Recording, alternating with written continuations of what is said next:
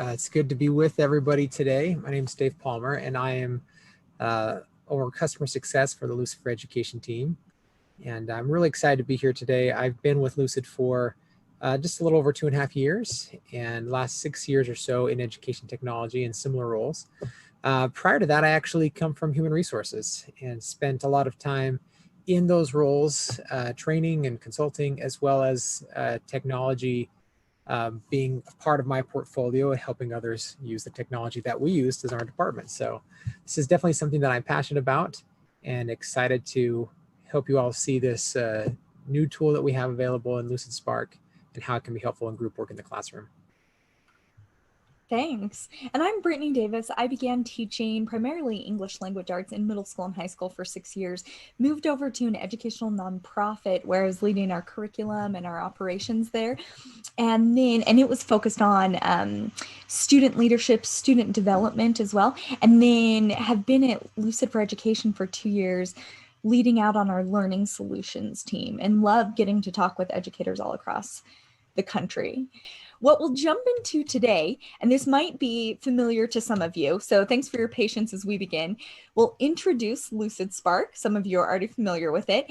And then we'll start looking at some of the typical challenges that we're all probably pretty aware of with group work, that research backs how effective it is, but we know that these are some things we have to do to make it actually effective. And so we'll share some tips and tricks for overcoming those in Lucid Spark, and then also just several ideas for facilitating group work as well. So let's go ahead and jump into that. By the way, we are in Lucid Spark, but I'm going to scroll out. I'm just going to move using my trackpad to move to the blank canvas. And this is what it looks like when we open it up. It can be totally blank. Some of the key features that you'll see over here on the left are our toolbar. That's our main static toolbar. Because this is so clean and crisp and minimalistic, my eyes are automatically drawn there, but it doesn't distract me from my thinking since I have the whole canvas to use.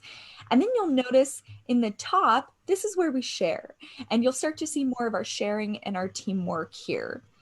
Questions we've received in the past, so we'll go over this quickly, are how do you get Lucid Spark?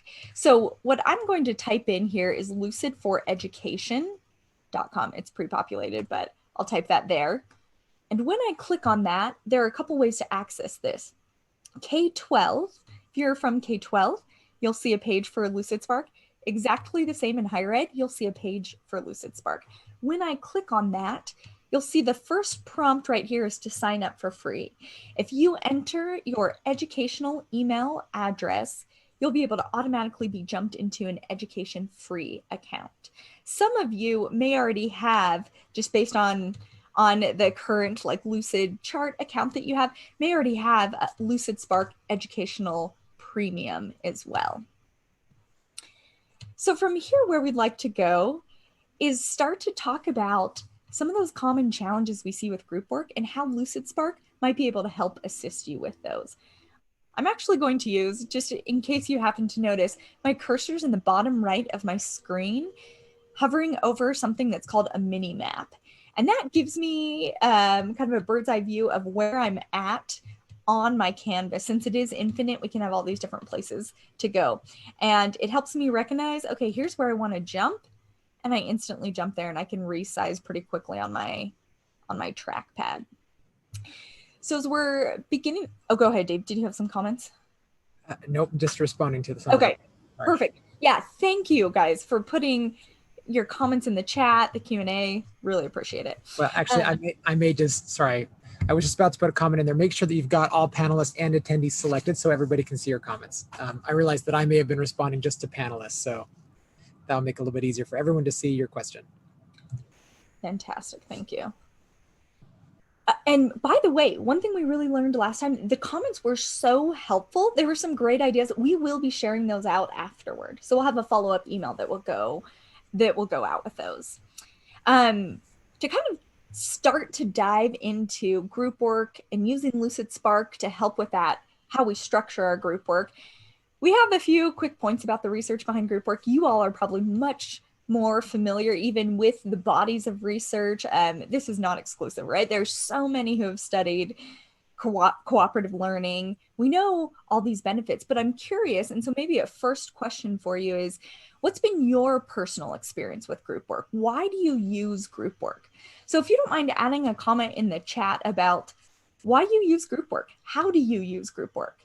And while you're doing that, I'll share with you some quick comments from a teacher that I was interacting with recently who said, my admittedly non-scientific observations of my students are that for some reason, when they're in their flow or when they're in their element and I see them like really engaged in my lessons, it's often when they're collaborating in group work. And this teacher was tying it back to Vygotsky's ideas of social scaffolding that we learn when we're dialoguing with others, when we're debating with others, definitely processing on our own, but often more effectively are really cementing or extending that learning when it's not just the voice in our head. And so they're intrigued by that concept. But what we've also been hearing from educators is that without the tools to do that remotely right now, I find this kind of fascinating. Just another anecdotal observation of how important group work can be.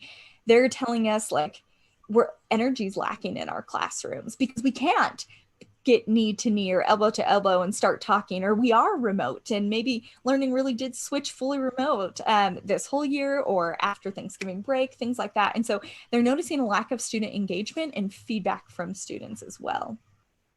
So let's see if we can jump to some of these comments in the chat.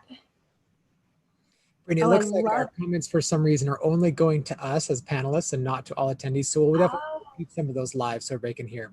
So please go ahead and put questions in the Q&A so everyone can see those, and I'll be responding to those. Okay, thank you. Not sure why that's set up, but this is great. They're like, we use it for brainstorming to bounce ideas off each other. We learn from others' mistakes and successes. Group work helps students get involved together and learn from each other, supports rich conversation and deeper learning. I love that rich conversation. Yes, okay.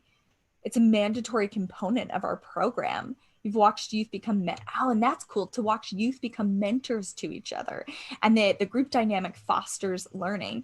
It's fascinating. There have been studies, right, that show that when comments are public, interesting that that's like struggling here in the chat, but when comments are public, that we see more thoughtful commenting. Isn't that interesting? So, okay, fantastic ideas here. Thanks for sharing that out. And we'll keep, amps up the energy in the classroom. Definitely. Okay, thank you. And again, we'll be entering your names into the drawing for gift cards too.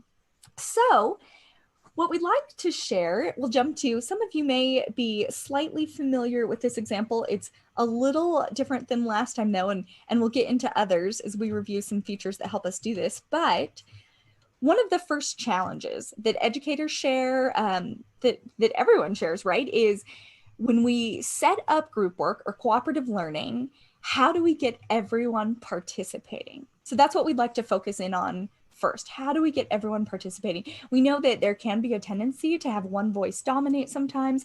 Is everyone engaged? There's concerns. Are we off working on other things, but we're not working together?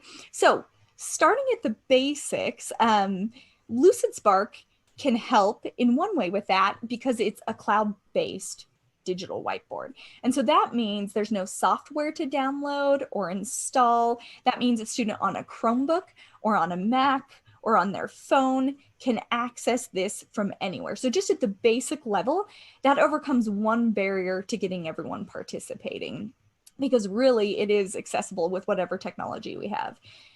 Another fact, so if you see in the top right corner, and some of you might be familiar with this already, but we have some diverse sharing options. So that'll be important. Right now you see that I can give edit and share access to my company specifically just by copying this link. So for educators, that might be important to just put that into your LMS right away, right?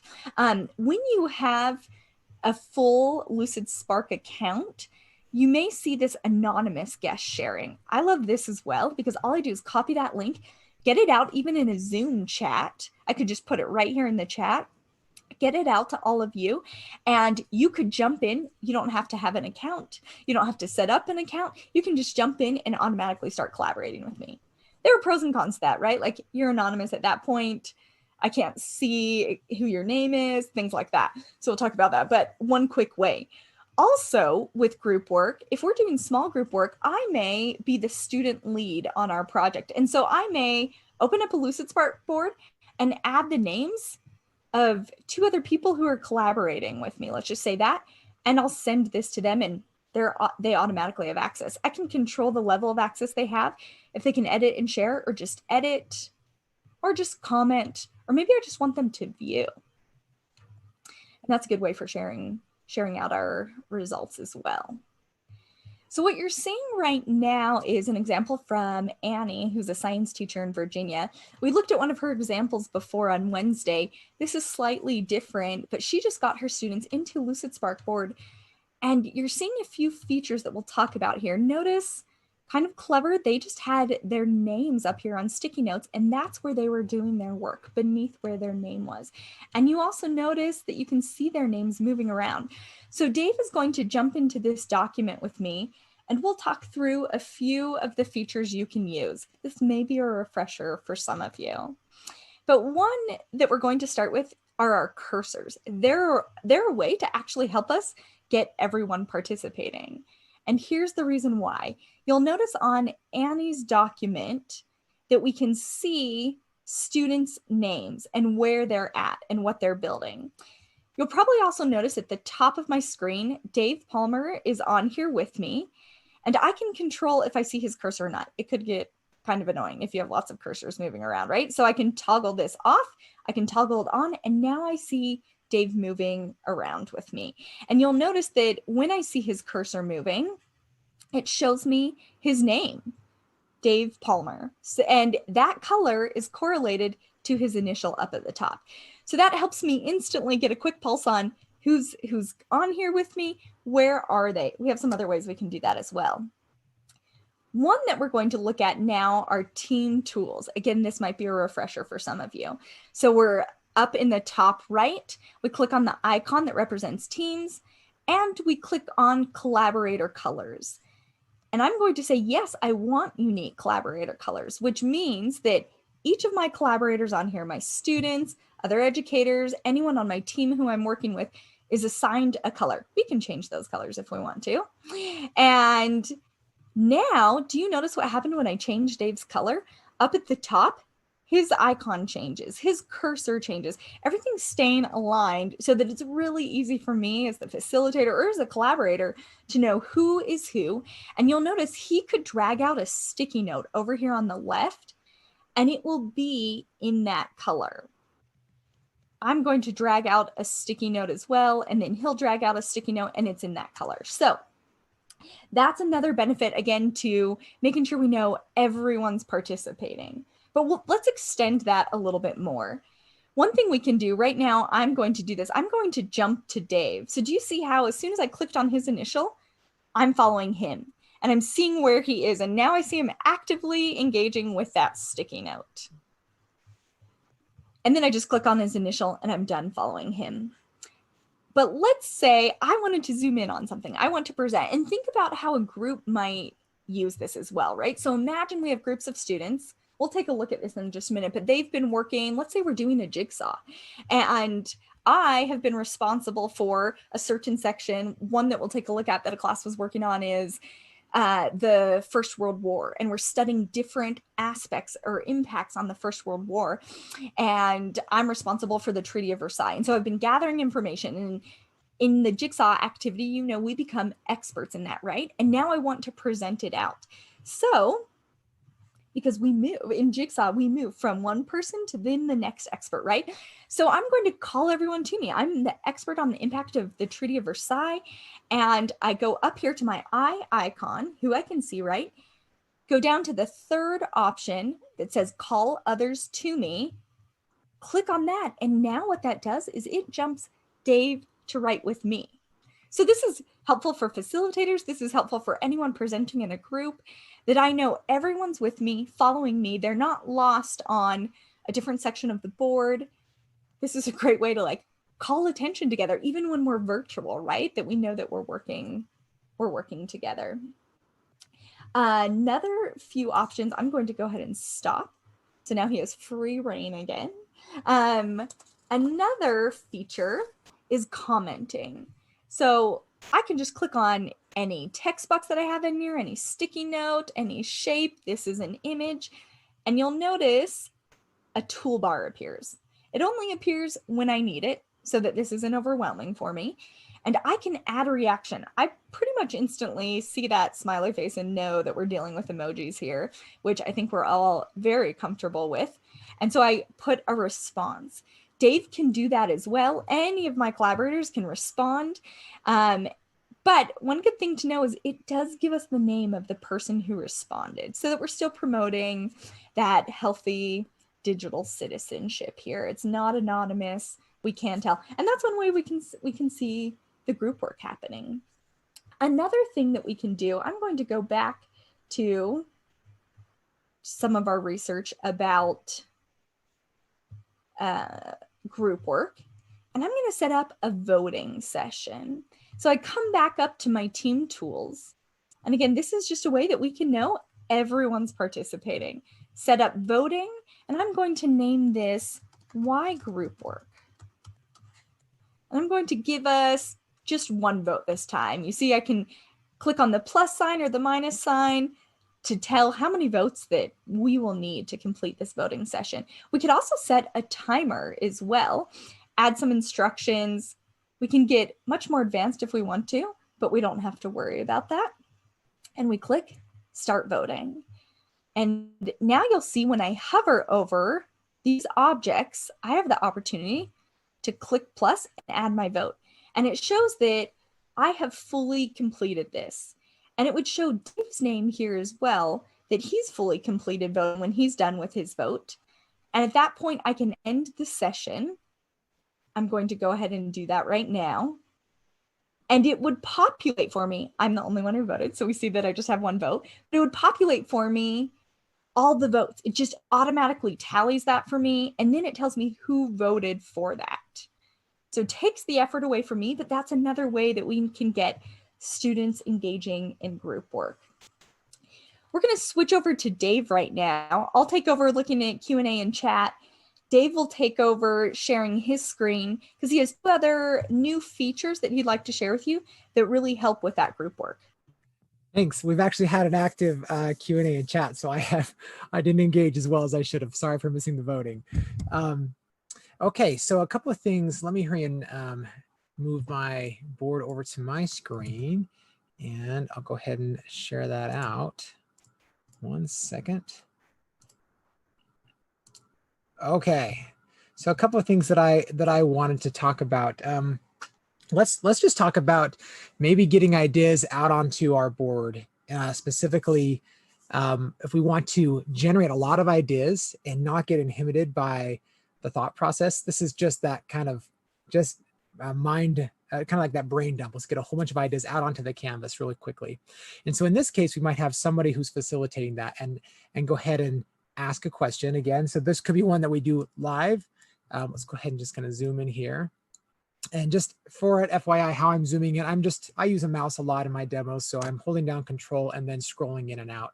And that just makes it easy for me to get out, get closer to the canvas. So maybe we're trying to just talk about the solar system here. And we want to come up with just key terms and ideas and things that we know about the solar system as we start to discuss this. So I'll go ahead and facilitate that. And I'll come over here to the left-hand side where I've got my sticky notes. And I'm going to use an option called Quick Sticky. And so what I'm going to do is I'm just going to start putting down some ideas that come out from the group. So let's say a couple of ideas that come out is we've got planets. So notice how I'm just going to throw this right onto the canvas just by typing out the word and hitting enter. So we can go ahead and put sun and comets, asteroids. Well, what other things can I think of? Moon, spaceships. We might have a couple of different things that we put down on here. So we'll just start putting different things on there. We might actually get specific and put names of planets. And we've got like inner planets and outer planets.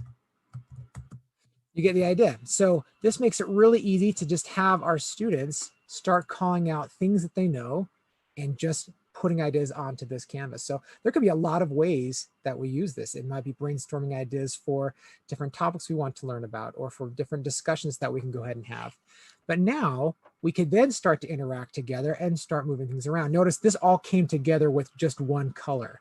So we might start to separate some things like the inner planets and outer planets, and maybe just planets in general, kind of put over here to the left and start to organize. There's great ways where Lucid can help us organize. And then there's also ways that we might want to do this on our own. And from here, we could decide to come in and change our colors. If we wanted to maybe just have things be associated just a little bit differently, I'm holding down Control and selecting multiple, but you can also just left click on the canvas and just drag out a box, and that will highlight multiple areas, and then go ahead and change those colors. From here, we can then decide that we want to go ahead and create some containers and gather those sticky notes. And we, in this case, would do that by color. And so that would go ahead and bring things by color. I'm not going to do that because that might pull other sticky notes from other areas.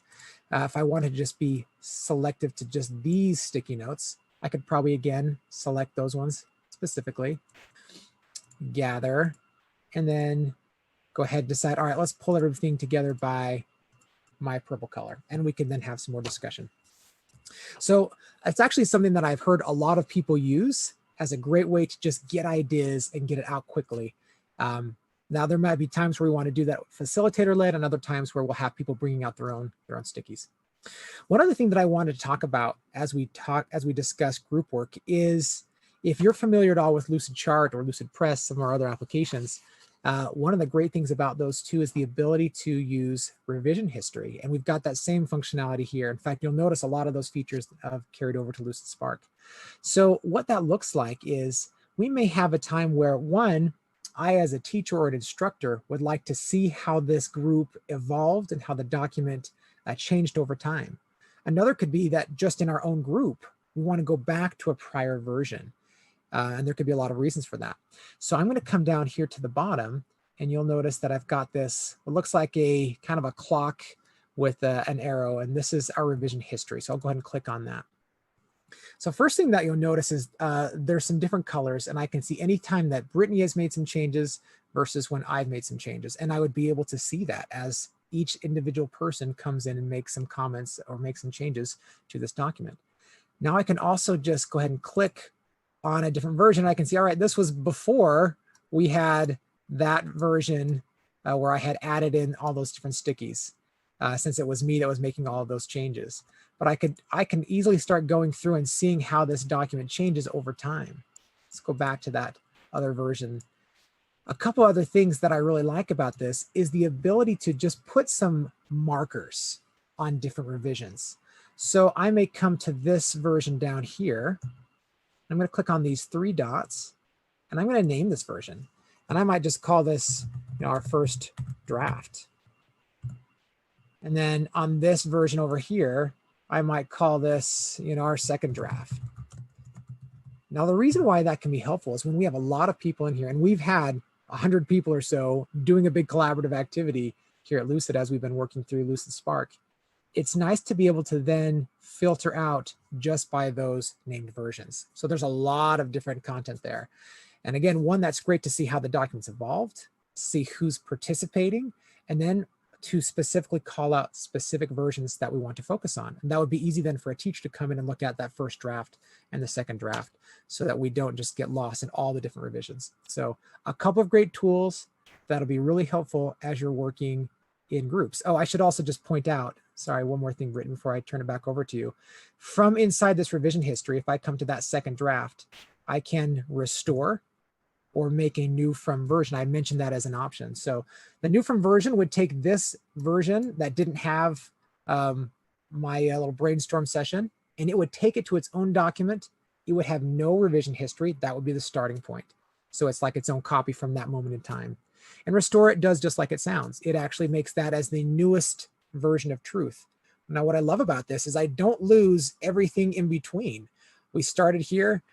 we got to this point, this was the version we wanted to restore, and we put that at the top level, I'll still see all the versions prior, so I can see where it started, where it got to, where it went back, and that really helps me to understand how this document unfolded. So, all right, Brittany, I'm going to turn that back over to you then.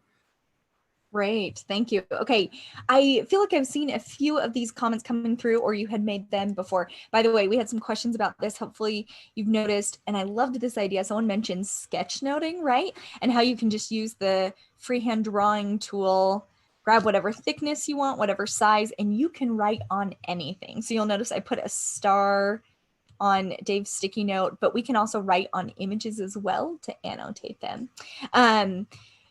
But one thing I feel like I've seen come through in the comments that I've heard educators sharing is how this gives everyone a voice. So whoever you're collaborating with, what they found is that sometimes it has been intimidating in the past, like if we're in a physical setting, to go up to the whiteboard and write. And this lowers the effective barrier, and more students are now speaking and contributing, and more equally, because they're able to do it comfortably, possibly for them. So what we'd like to move to now, actually, a quick example is, I'm going to jump over here, is to talk about the second challenge with group work, which is managing group work. So once we've got it set up, once everyone's participating, how do we manage it?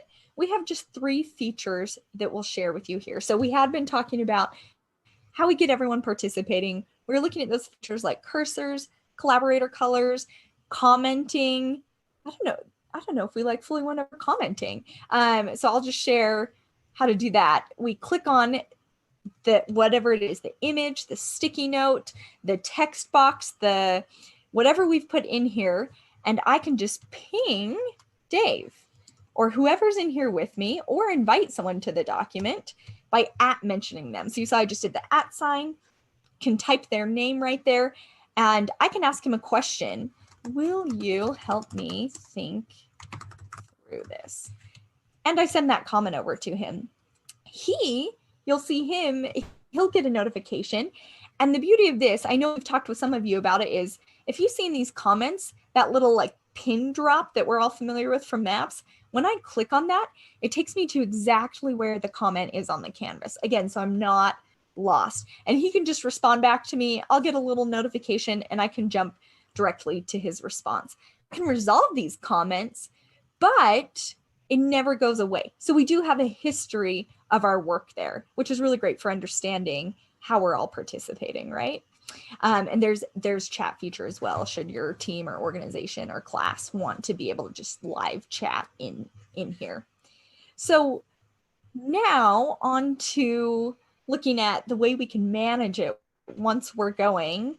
One feature we've seen teachers use is like the notes or agenda feature. This can just be populated here. And so we could have instructions for the group of what we want them to do. And that way, they always have something to refer back to. We've also seen, if you notice, I can link this to something. So I could link it to a video I want them to watch and then respond to. Our teams here at Lucid use all the time this checkbox functionality. So what tasks do we have to complete? We want to turn on, maybe let's say we're going to turn on single sign-on. Or maybe we're all going to respond with what we noticed before, my spelling is not coming out well, what we noticed before we respond with what we liked. And then we can just select that we've done that and it crosses it out. So that's a good way to help manage some of the work we're doing in groups. Another option that some of you may be familiar with, but we'll review quickly, is the timer. So being able to set a timer, and any facilitator could do this, right? Like the educator could do this, the group lead could do this and say, hey, we have 30 seconds. That's pretty fast. Maybe it's more like they have a minute for this next section. And so the timer starts counting down for them. Again, another way to keep group work effective and organized. But another thing that we're hearing from educators, I know I felt this as well, is that I would circulate, right? I'd use proximity. I'd walk around in my class and see how my students were engaging and listening in and seeing if I needed to help support in the group work. And that's slightly awkward sometimes. With Lucid Spark, you can be in here with the students. You can be seeing where they are, right? We're following them. We can follow them and find what they're doing. And so just inherently, it gives us the opportunity to be more involved in the group work, to be able to watch it in real time, and then to intervene if we need to suggest, to guide, to refocus, and to do it more naturally than in the past as well. So that's a cool way to help manage the group work, because you're seeing it live. You can have an eye on all of the groups that are going.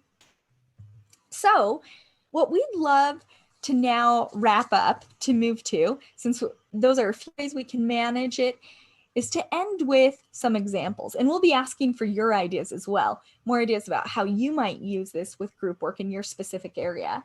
A few examples that I'll show you are focused on how teachers have felt like the tool doesn't become the main priority, that it just it's so easy and intuitive that it fades into the background, and it just starts to facilitate the deep thinking, the collaboration that they want. And that is where they feel like it becomes powerful to them.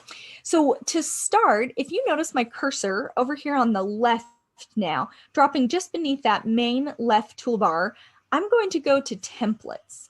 And the reason I'm opening this up, we were talking with Northwestern University, a professor there, who said that they were exploring the templates and instantly found the affinity diagrams that you'll see pop up here. And my internet's been running a little slowly. Dave's hasn't, so we might have Dave pull this up. And they grabbed this affinity template, and now they're using it in their qualitative data analysis class, which seemed really powerful. Okay, Dave, we may have you share your screen since my internet's running a little slowly to show us those templates, if you don't mind. I can. Sorry, I have to switch back from my... All right, here we are. Zoom out again. We'll just come over here and let's jump into our templates. See if I get a little bit better success than you are. So it was working for me earlier. So, all right, maybe I might be in the same boat. Okay. I did want to address a couple of questions real quick, just while we're at. So yeah, it looks like I'm having that same problem. Okay. Real quickly, I just wanted to address a couple of questions we had about just how you access Lucid Spark and whether this was a Chrome extension. Right now, there isn't a Chrome extension. You'll go ahead and find it through Lucid Chart if you're using that Chrome extension, or just going right to apps.lucid. Be a great place for you to find it. So, and another question is that when we have students, do they have to have a school issued email address? That really depends on what kind of access you have right now if you have a free account. For an education version of this, like an education free account, they will need to have something tied to an education email. But if you have your own enterprise account or a paid account, it doesn't matter what the email domain is as long as you've added them to that account. So we could probably talk a little bit more about that one. But right now, it really shouldn't matter what type of email they have, unless you're specifically wanting to make sure they've got access to a free education account. So, all right. Back to you. Thank you. Okay, so we'll wrap up here in the next few minutes. I'll go ahead and just share my screen, and I have about 4 examples to share with you of some specific group work strategies that we've seen different educators and students using that you might want to consider. And then we'll ask you, but I already see some comments coming through, which is great, how you would do this. So continue to post those. Dave will be actually conducting our drawing here pretty soon, and we'll get your names in that drawing. So one, I'm actually going to zoom out a little bit, and this was a comment that I saw earlier, but about math equations. What I've seen a lot of teachers doing recently is starting to write math equations in here with their students, and then having students work in groups to solve them. One teacher, though, I thought this was really interesting, just freehand wrote a solution and said, this is the answer to an equation. So what was the question?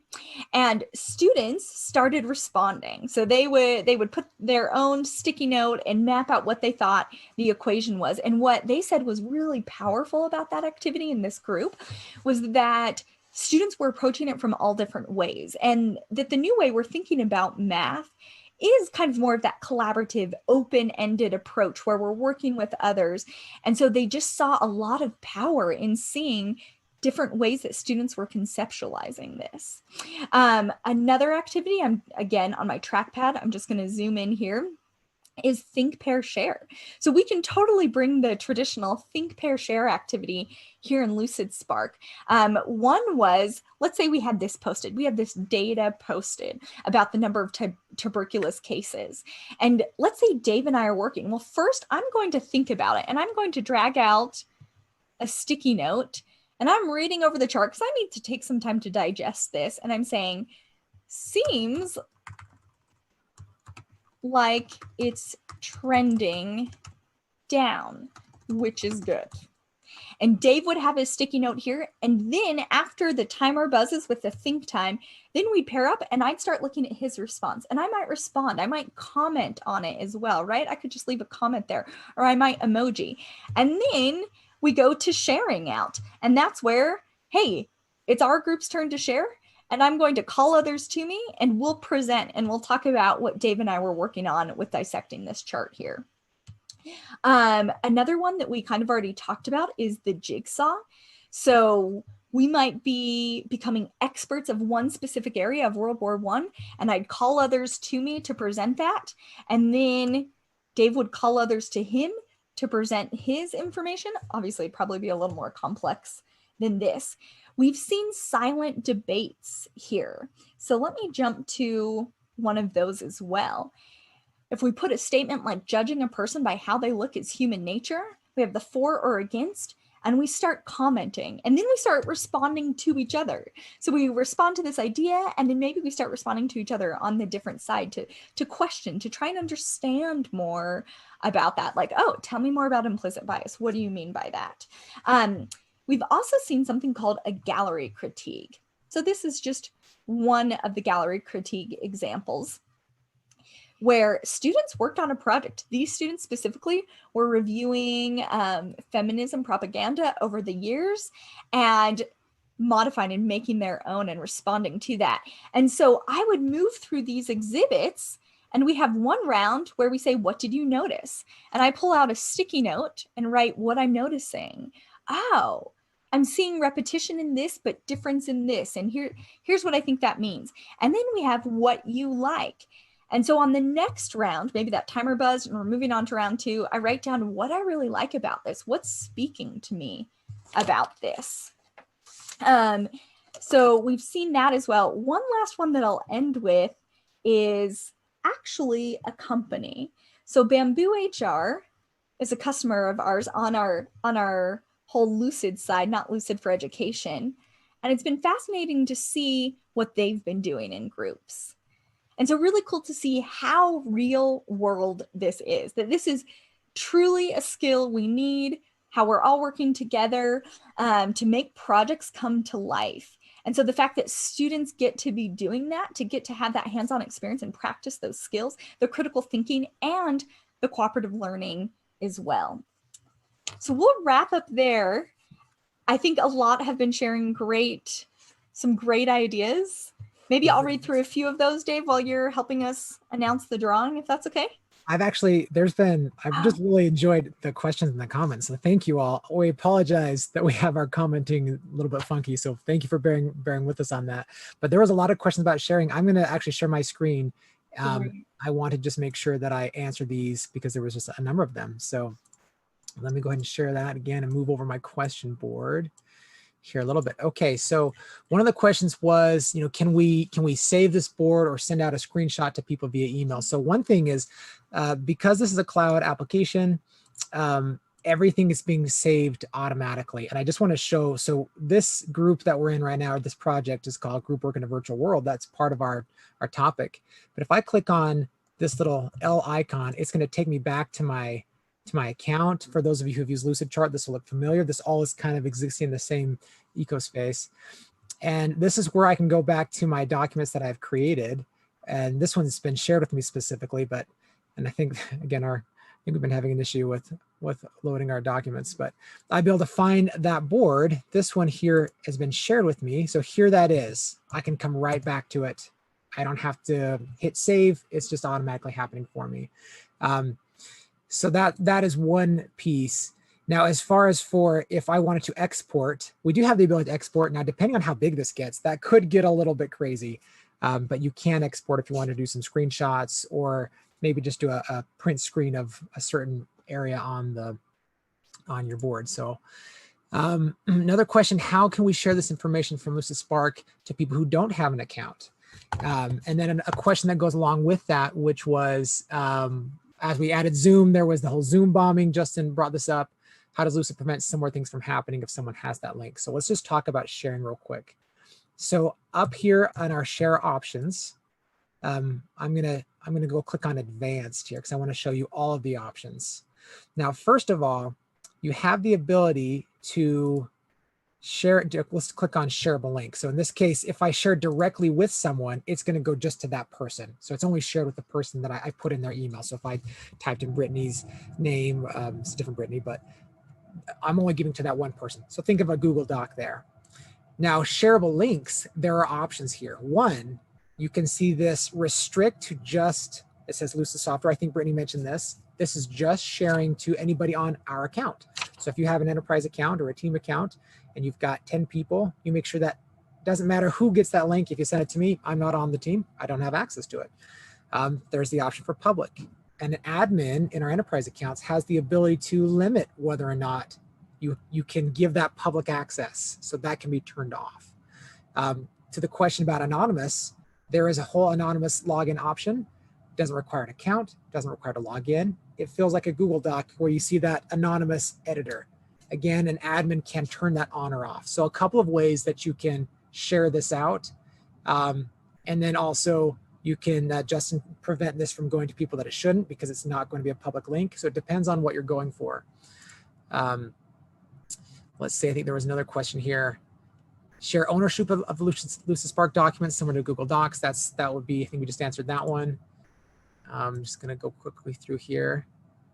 There was a great comment from Lorraine who said she loved this idea of being able to have people, write on a collaborative word wall. This infinite canvas makes it easy for them to have specific areas, which is great. All right, let's see if there's anything else real quick. So, okay, last question I'll answer before I get to do the drawing. So can you incorporate a breakout version team activity on the same page? So it's break out a page in 4 blocks and have the students able to add their response in their block while all students can see the other team progress. Yes, you can. In fact, we have done this. As we were doing some of our testing, I'm just gonna come over here to a new space. We had 150 people in here at once. And that sounds like that could be crazy, but it depends on how it's structured. I'm gonna actually pull out a shape. And so what we did is we just made a very large shape area that we could then move over here.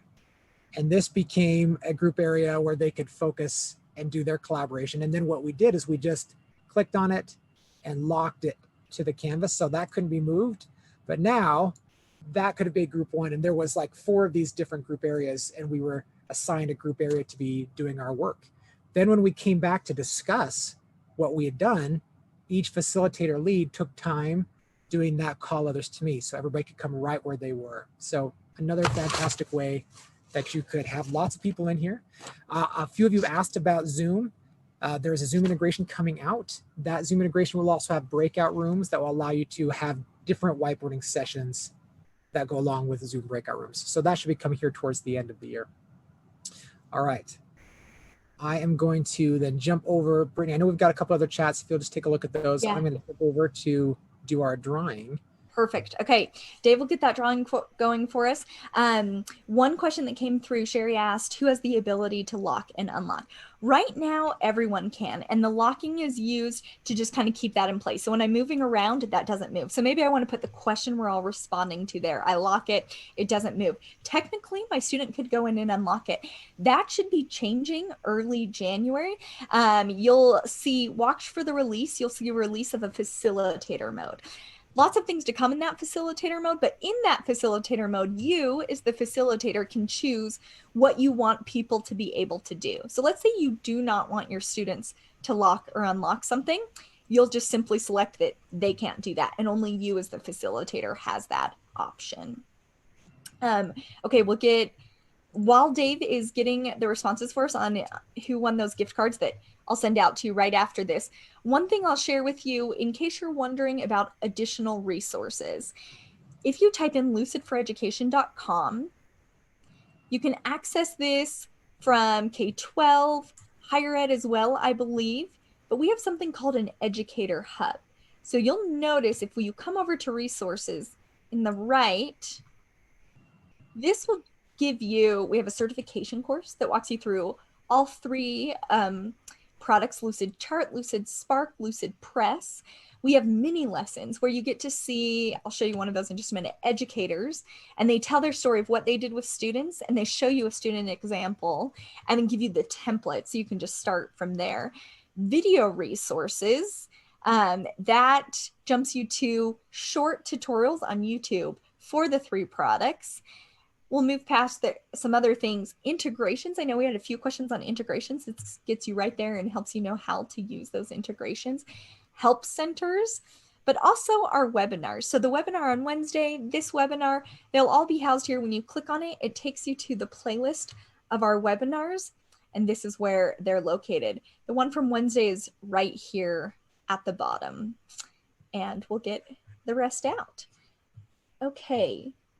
How user-friendly are the features? For K through second students. Great question. I was working with elementary teachers last week, and they said that students, you may not use some of the advanced features, right? Like maybe the sorting, things like that, but that students are really used to the drag and drop feature. So if they're just using their finger, they're dragging it out, dropping it onto the canvas. It's something that they said that they notice all their students being able to do. Hopefully that helps answer the question, but please let me know if not. And then Denise asked, do other participants have access to the map icon? They have their own map icon. So yes, they can navigate whatever's on that canvas that they're on. They'll be able to navigate around it. I don't know if that's correctly answering your question, Denise. But so, okay, Dave, are you ready for us? I am ready for you. Okay. Thank you for being patient. All right. So again, thank you so much for everybody. This has been a fantastic session. I appreciate you being patient as we had set up our chat a little funny. We'll make sure on the next one that we have that corrected. But we had some great questions. I'm going to just go post these into the chat here. So we had Melissa, Sherry, Lorraine, Price, and Brittany were the ones in my little random generator that came up. And so we'll go ahead and send those out here shortly following. So we really appreciate all the interaction and making this a great session. Thank you, everyone. I've got the comments. We'll get those comments out to you because there were incredible ideas shared, and this resource out to you in a follow-up email, and then watch for those gift cards coming. Thank you so much, everyone. We appreciate it. Have a great day.